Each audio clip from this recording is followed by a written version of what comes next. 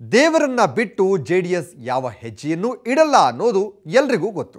ಹೌದು, ಕುಮಾರಸ್ವಾಮಿಯವರು ಈಗಾಗಲೇ ಚುನಾವಣೆ ಯಾತ್ರೆ ಶುರು ಮಾಡಿದ್ದಾರೆ.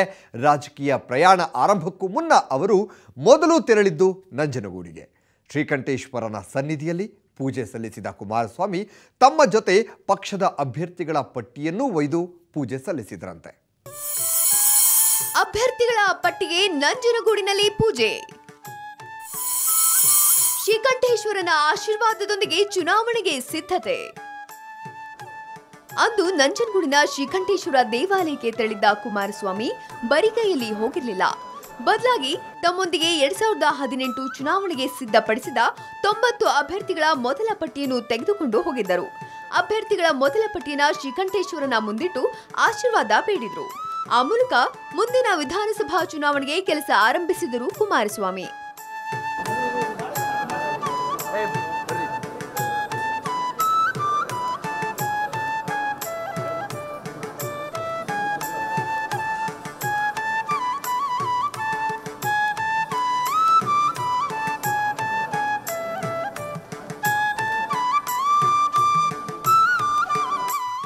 ಇನ್ನು ಚಾಮುಂಡೇಶ್ವರಿ ದೇವಿಯ ಪರಮ ಭಕ್ತರಾಗಿರುವ ಕುಮಾರಸ್ವಾಮಿ ದರ್ಶನ ಪಡೆಯುವ ಚಾಮುಂಡಿ ಬೆಟ್ಟದಲ್ಲಿ ಕೂಡ ಆಗಾಗ ವಿಶೇಷ ಪೂಜೆ, ಪ್ರಾರ್ಥನೆ ಸಲ್ಲಿಸುತ್ತಲೇ ಇರುತ್ತಾರೆ.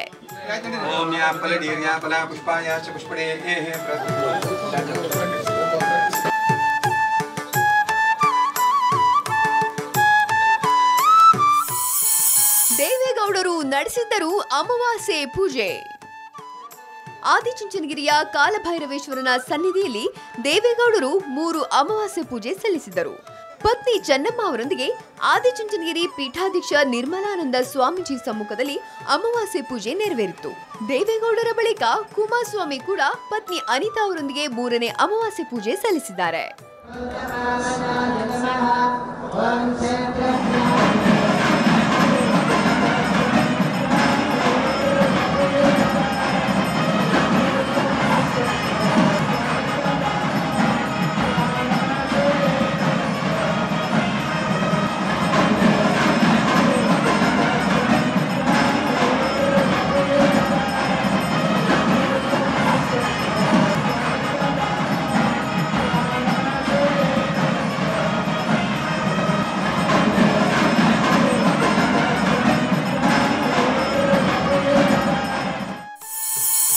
ರಾಹುಕಾಲ ಮುಗಿಯದೆ ಮನೆಯಿಂದ ಹೊರಗೆ ಕಾಲಿಡಲ್ಲ ರೇವಣ್ಣ.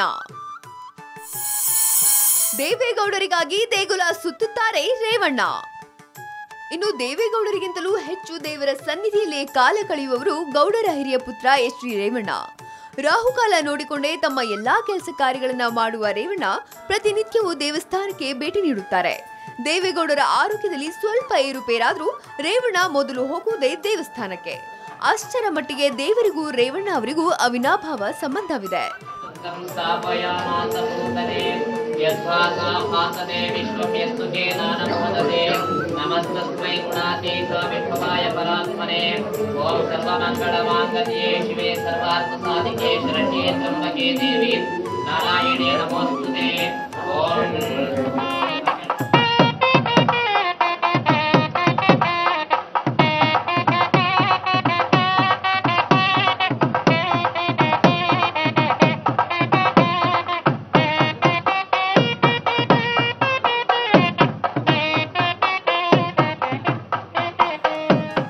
ಚುನಾವಣೆಯಲ್ಲಿ ಶತಾಯ ಗತಾಯ ಅಧಿಕಾರ ಹಿಡಿಯಬೇಕೆಂಬ ಸಂಕಲ್ಪ ತೊಟ್ಟಿದ್ದಾರೆ ದೇವೇಗೌಡರು.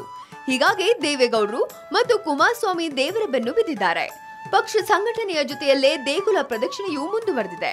ಆದ್ರೆ ಜನಾದೇಶದ ಜೊತೆಗೆ ದೇವರ ಅನುಗ್ರಹ ಕೂಡ ಎಷ್ಟರ ಮಟ್ಟಿಗೆ ಪ್ರಾದೇಶಿಕ ಪಕ್ಷದ ಕೈ ಹಿಡಿಯುತ್ತದೆಯೋ ಗೊತ್ತಿಲ್ಲ.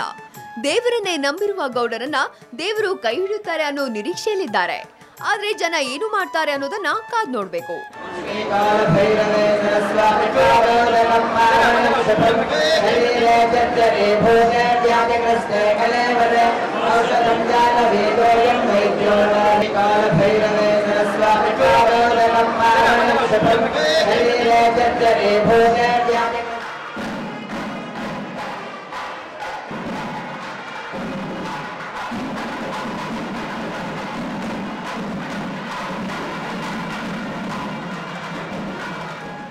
ರಾಣಿ ಅಡ್ಕ, ಪೊಲಿಟಿಕಲ್ ಬ್ಯೂರೋ, ಸುವರ್ಣ ನ್ಯೂಸ್. ಎಸ್, ಪಕ್ಷವನ್ನು ಅಧಿಕಾರಕ್ಕೆ ತರುವುದಕ್ಕೆ ದೇವೇಗೌಡರು ಮತ್ತು ಕುಮಾರಸ್ವಾಮಿ ಇಬ್ಬರು ಕಾಲಿಗೆ ಚಕ್ರ ಕಟ್ಟಿಕೊಂಡವರಂತೆ ಜನರ ಬಳಿ ಮತ್ತೆ ದೇವರ ಬಳಿ ಹೋಗ್ತಾ ಇದ್ದಾರೆ. ಜನರು ಮತ್ತು ದೇವರು ಎರಡೂ ಕಡೆ ಸುತ್ತು ಹೊಡಿತಾ ಇದ್ದಾರೆ. ದೇವರ ಕೃಪೆಗಾಗಿ ದೇವೇಗೌಡರ ಕುಟುಂಬದ ಪೂಜಾ ಫಲ ಎಷ್ಟರ ಮಟ್ಟಿಗೆ ವರ್ಕೌಟ್ ಆಗುತ್ತೆ ಅನ್ನೋದಕ್ಕೆ 2018ರ ವಿಧಾನಸಭಾ ಚುನಾವಣಾ ಫಲಿತಾಂಶದವರೆಗೆ ಕಾಯಲೇಬೇಕು. ಇದೇ ಇವತ್ತಿನ ವಿಶೇಷ. ನೇರ, ದಿಟ್ಟ, ನಿರಂತರ ಸುದ್ದಿಗಾಗಿ ನೋಡ್ತಾ ಇರಿ ಸುವರ್ಣ ನ್ಯೂಸ್.